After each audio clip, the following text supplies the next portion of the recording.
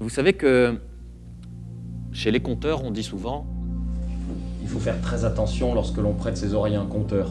parce qu'on ne sait absolument pas quand est-ce qu'il va vous les rendre. Je suis venu vous parler du plus grand conteur de tous les temps.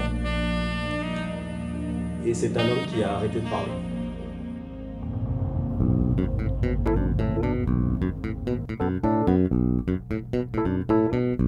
Seyfoudine était le plus grand conteur que la terre ait jamais porté.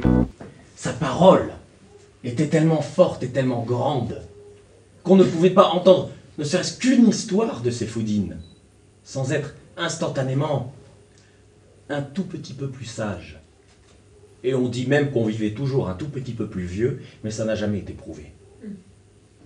Bon, pour vous résumer, Dieu, si on devait le définir en un seul mot, ce serait cool. Plus typique, je sais pas ce que c'est, ce serait du toc.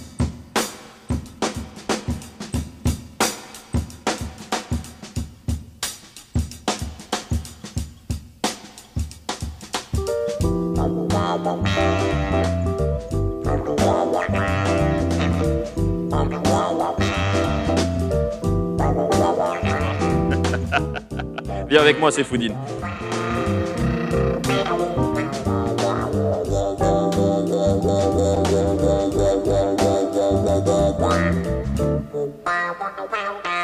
Oh, garde spécial du calife! Veuillez vous arrêter. Quel que soit le pays, quelle que soit l'époque, un représentant des forces de l'ordre à l'accent marseillais. Un jour, Seyfoudine était sur la place d'un village. Il s'est assis sur son tabouret. Il a commencé à raconter des histoires. Il a vu ses auditeurs. Et là, tout d'un coup, il s'est arrêté. Il s'est levé.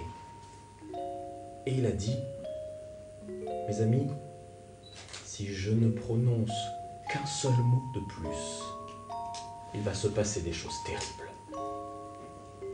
Alors il a ramassé son tabouret, il a remis le chemin sous ses pieds, et il est rentré chez lui sans plus jamais prononcer un mot. Dans un grand nuage de fumée qui sentait même pas le soufre, il avait dit: hola, ladies and gentlemen, I am El Diabolo.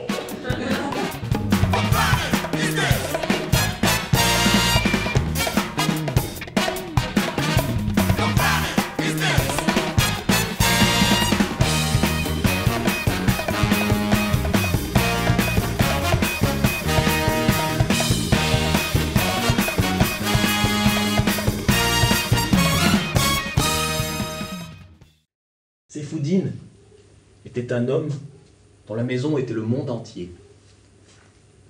Il avait pris le pari de mettre le chemin sous ses pieds, et lorsqu'il avait des oreilles pour l'écouter, il se posait.